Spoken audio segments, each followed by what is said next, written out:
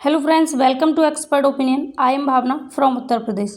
सो friends, आज की इस क्लास में हम डिस्कस करेंगे हिंदी व्याकरण से रिलेटेड टॉपिक है वाक्य, और वाक्य से रिलेटेड क्वेश्चन हर एग्ज़ाम में पूछा जाता है। आप किसी भी टीचिंग एग्ज़ाम की तैयारी कर रहे हों या आप कोई कॉम्पिटिटिव एग्ज़ाम की तैयारी कर रहे हों, लाइक यूपीएसआई, आरएएस, ईटीसी, जहाँ भी आपसे हिंदी पूछा जाएगा उन सभी एग्ज़ाम्स में वाक्य से रिलेटेड क्वेश्चन पूछ लिया जाता है, जहाँ हिंदी ग्रामर आपसे पूछी जाती है। ये आपको हेल्प करेगी class REET, DSSB, KBS, super TET, MP TET and other exams, one day exams, जहाँ हिंदी पूछी जाती है। सभी डाउट्स आपके क्लियर होंगे, वाक्य से रिलेटेड कोई भी डाउट आपका नहीं बचेगा। तो चलिए आज की इस क्लास को हम स्टार्ट करते हैं। धमाकेदार क्लास रहेगी वाक्य से रिलेटेड। कोई भी आपका डाउट, कोई भी क्वेश्चन, कोई भी क्वेरी हो तो मुझे कमेंट करके ज़रूर बताएं। पहले हम बात करेंगे कि वाक्य की परिभाषा होती क्या है, उसके बाद में वाक्य के कुछ तत्व, कुछ अवयव मैं आपको बताऊंगी, जहां से क्वेश्चन बन जाता है तो एक भी नंबर का आपका क्वेश्चन छूटेगा नहीं, और वाक्य से रिलेटेड जो क्वेश्चन पूछा जाता है वो इसी क्लास में आपका कंप्लीट होने वाला है।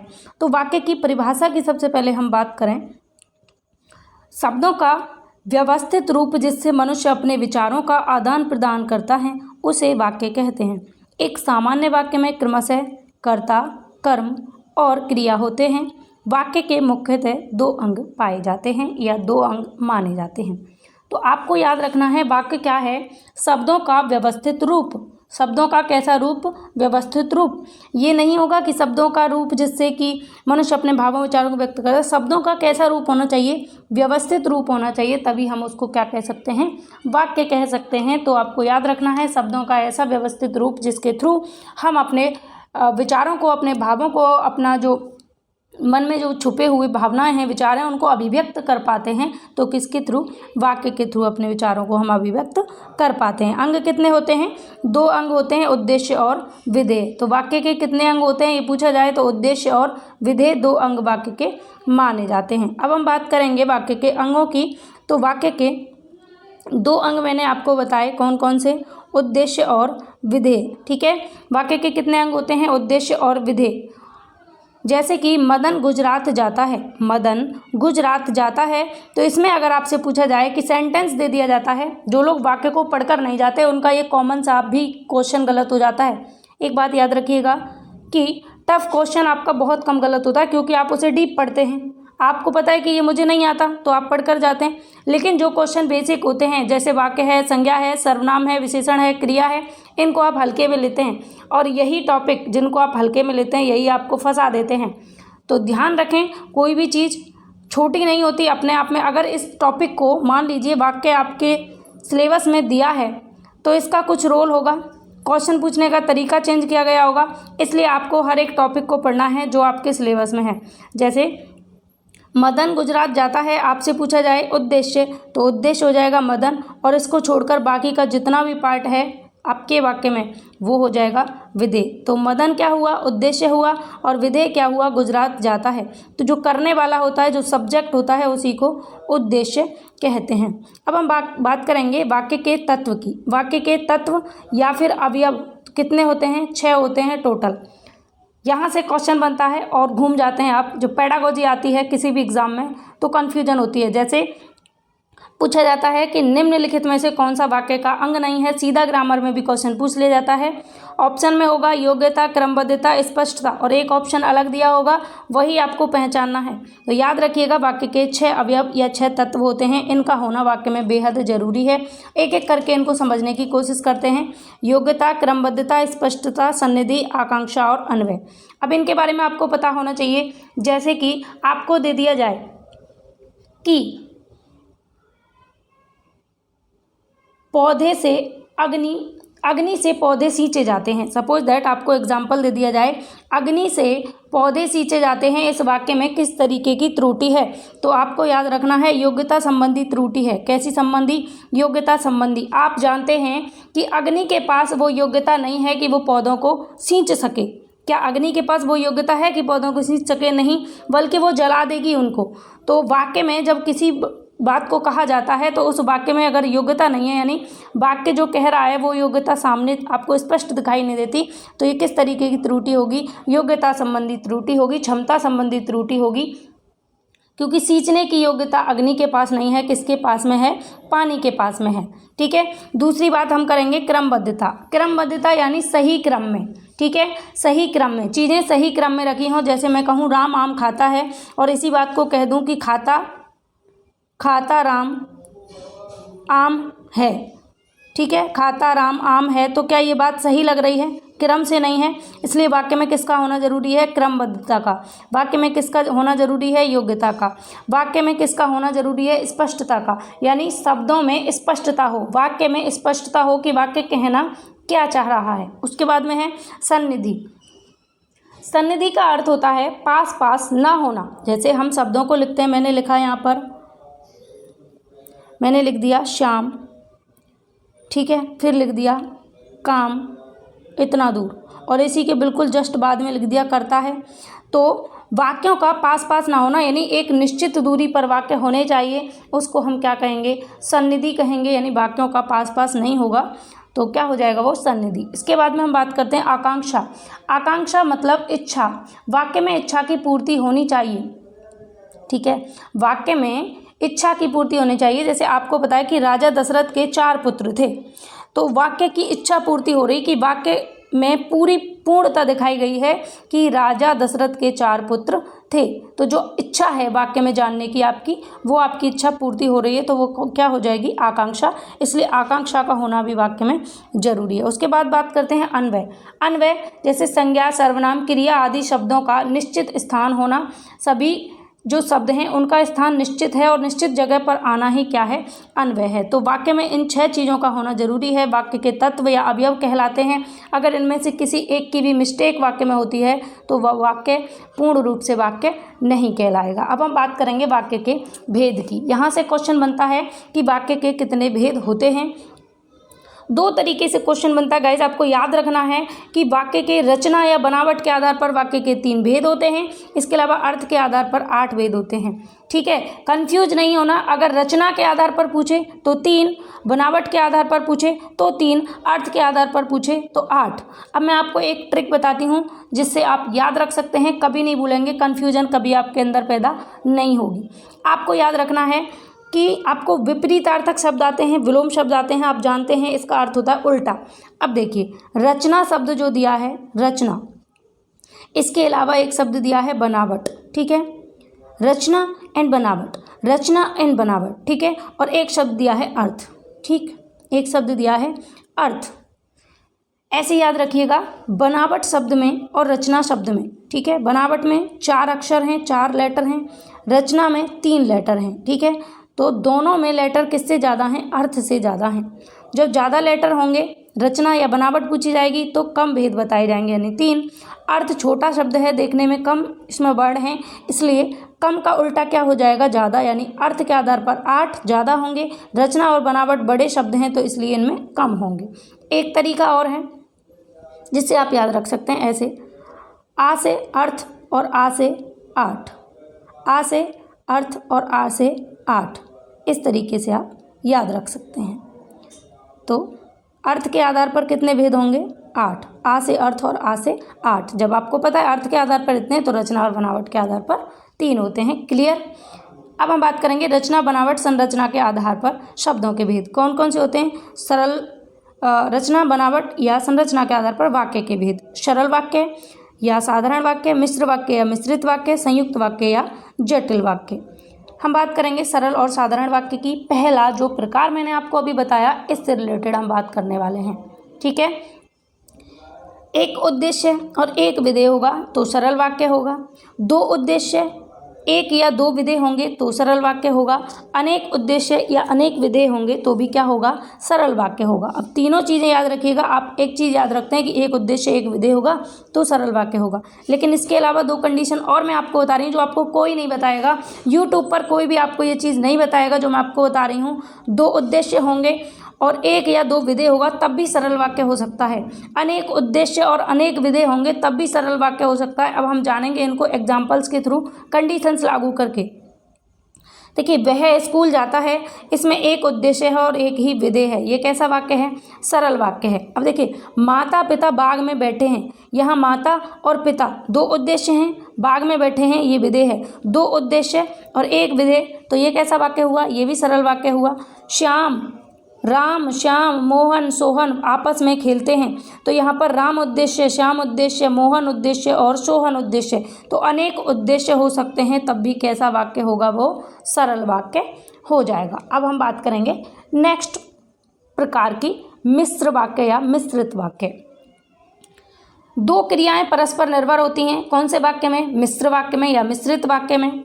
इसके अलावा जहाँ एक क्रिया के होने पर दूसरी क्रिया पहली क्रिया पर आश्रित हो तो कैसा वाक्य होगा? मिश्र वाक्य, यानी आश्रित क्रिया होगी तो मिश्र वाक्य होगा। ठीक है, आश्रित होगी या संभव होगी कौन सी क्रिया पर? दूसरी क्रिया पर। ठीक, समुच्चय बोधक अव्यय द्वारा जुड़े होते हैं, समुच्चय बोधक अव्ययों से जुड़े होंगे, जैसे कि, तो, इसलिए, किसने, ज्यों त्यों, जैसा वैसा, जितना, जैसे, क्योंकि, चूंकि, जैसे, उससे, कि। ठीक है, ये सारे एग्जाम्पल्स होंगे किसमें? मिश्र वाक्य में, इनसे जुड़े होंगे। उसके अलावा एक प्रकार होता है लास्ट, पहले आप एग्जाम्पल्स देख लेंगे, जैसे कि एग्जाम्पल्स हैं जैसा देश वैसा वेश, तो जैसा देश वैसा वेश ये किस पर डिपेंड है? पहली क्रिया। दूसरी क्रिया पर डिपेंड है, सूरज निकला इसलिए अंधेरा भागा, तो अंधेरा किस पर, अंधेरे के भागने का किस पर डिपेंड करता है? सूरज के निकलने पर, कि सूरज निकलेगा तभी अंधेरा भागेगा। ठीक है, इसलिए शब्द से जुड़े हैं। इसके अलावा मैंने राम के बारे में जैसा सुना था वह वैसा ही निकला। ठीक, तो पहली क्रिया किस पर डिपेंड है?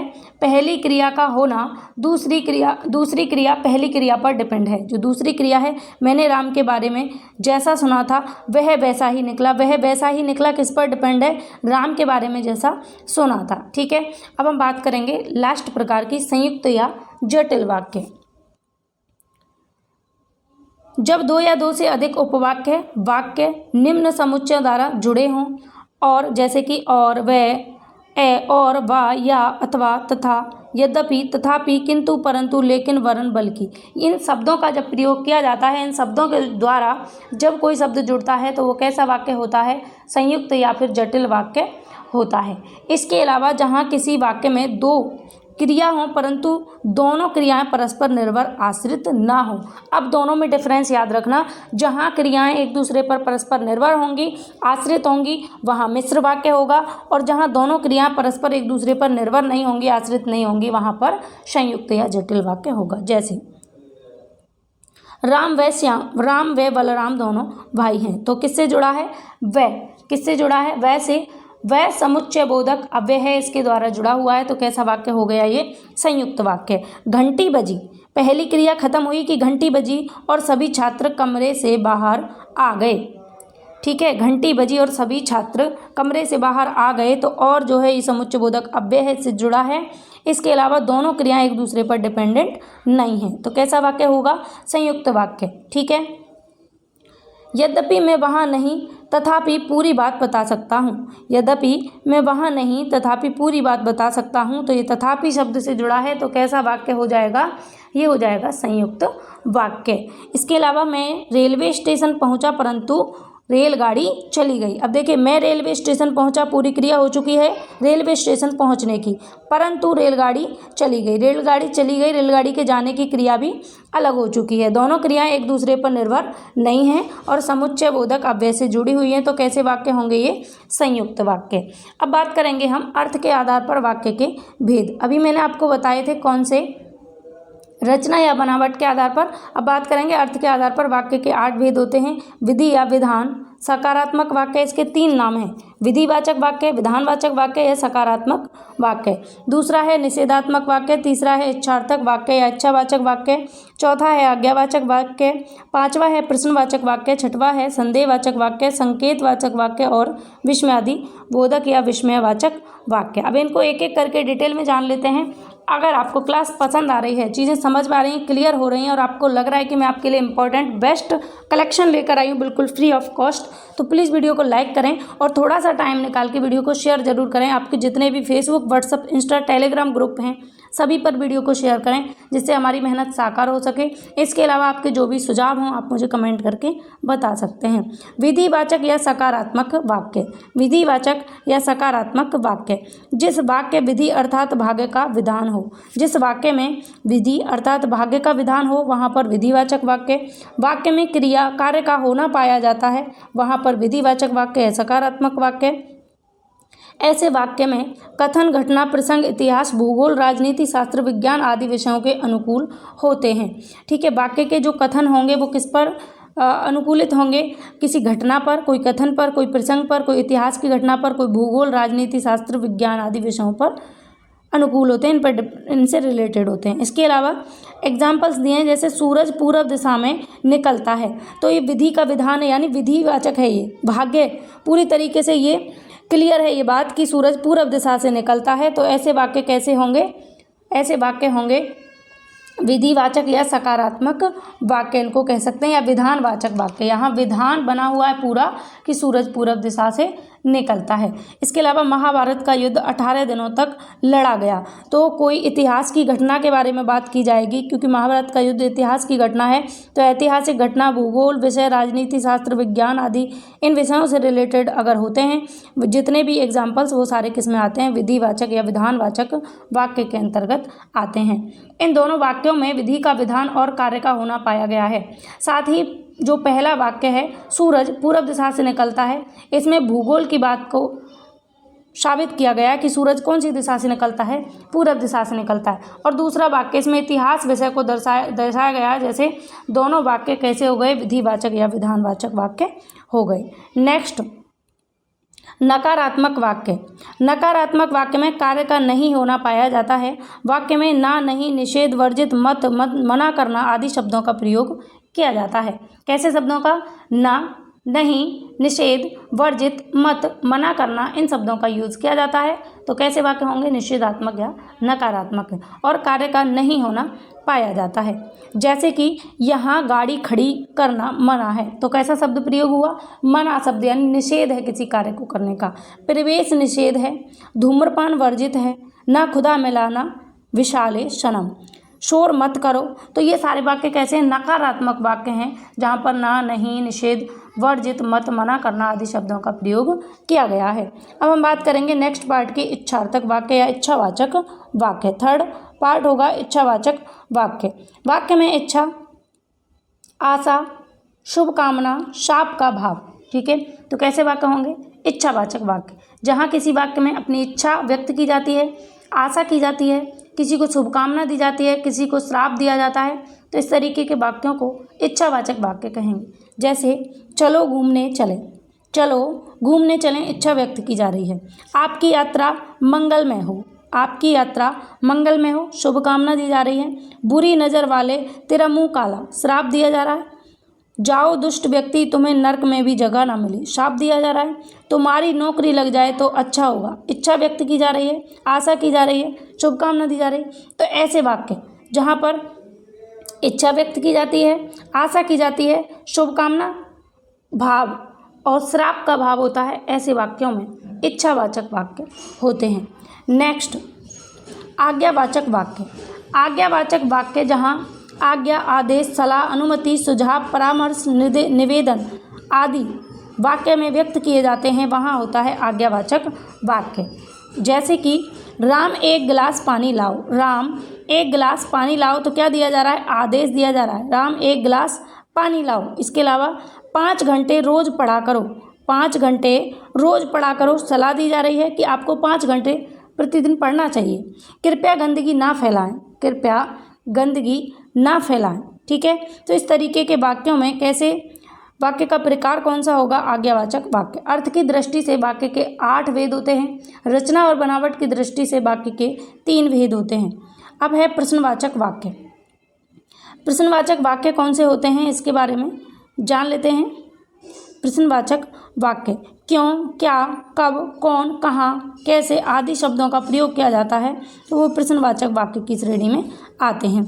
जैसे देश को किसने आज़ाद कराया तो किसने शब्द का प्रयोग किया। आप क्या करते हो, क्या शब्द का प्रयोग हुआ। दरवाजे पर कौन है तो कौन शब्द का प्रयोग हुआ। इसके अलावा सभी के पीछे क्वेश्चन मार्क का प्रयोग किया जाएगा, यानी प्रश्न सूचक चिन्ह का प्रयोग किया जाएगा। तो कैसे वाक्य हो जाएंगे, प्रश्नवाचक वाक्य हो जाएंगे।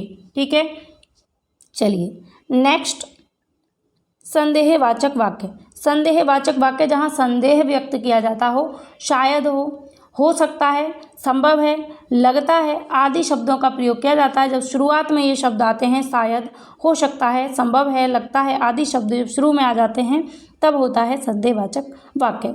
वेरी सिंपल, वेरी इजी, पहचानने में कोई दिक्कत आपको नहीं होगी। वैसे ही नकारात्मक को पहचानने में दिक्कत नहीं होती, वैसे ही प्रश्नवाचक को पहचानने में कोई दिक्कत नहीं होती। एक दो ही हैं, जैसे विधिवाचक वाक्य है, इनको पहचानने में प्रॉब्लम होती है। विस्मयादि बोधक को पहचानने में कोई दिक्कत नहीं होती, संकेतवाचक को पहचानने में कोई दिक्कत नहीं होती।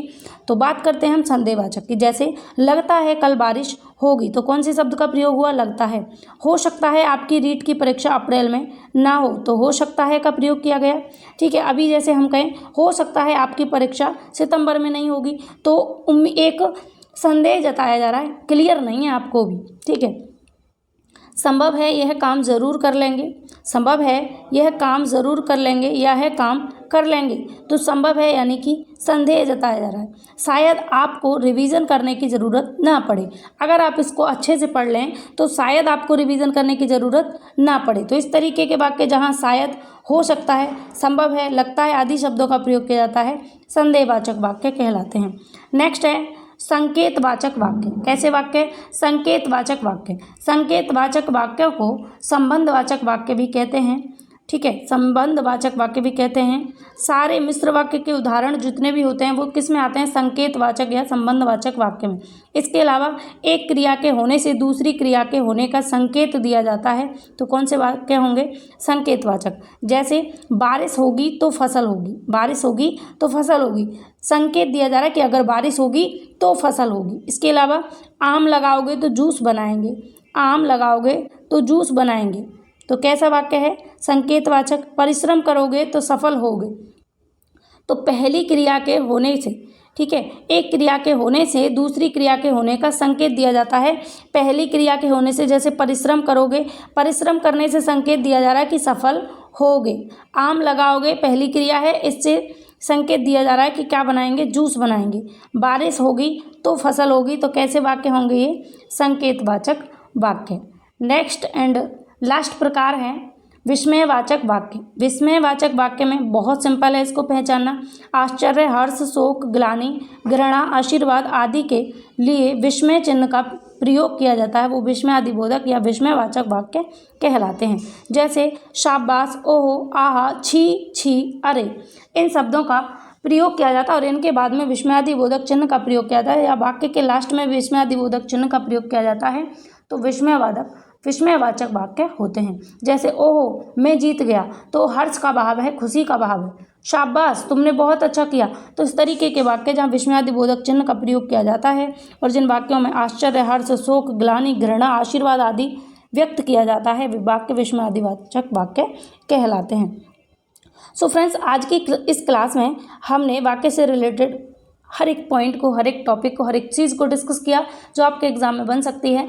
इसी तरीके के क्वेश्चंस आपके एग्जाम में पूछे जाएंगे कि वाक्य की रचना के आधार पर कितने भेद होते हैं, वाक्य के अर्थ के आधार पर कितने भेद होते हैं, वाक्य के बनावट के आधार पर कितने भेद होते हैं, या आपको एग्जाम्पल देके पूछा जा सकता है कि ये जो एग्जाम्पल है ये किस प्रकार के वाक्य का है, जो कि एग्जाम्पल्स के थ्रू भी मैंने आपको पूरी तरीके से समझाने की कोशिश की है।